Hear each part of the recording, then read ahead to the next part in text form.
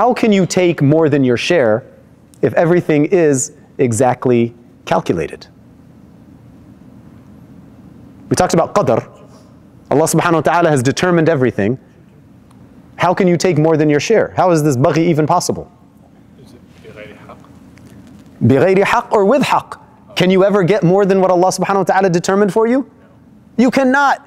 And that in and of itself is what makes this so dumb. That you're trying to achieve, you're trying to get, you want more and more.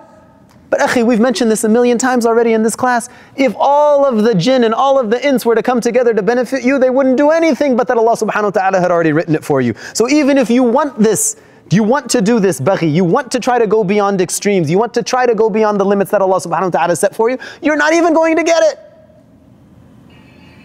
It just looks like you are. When in fact, إِنَّمَا بَغْيُكُمْ عَلَىٰ أَنفُسِكُمْ.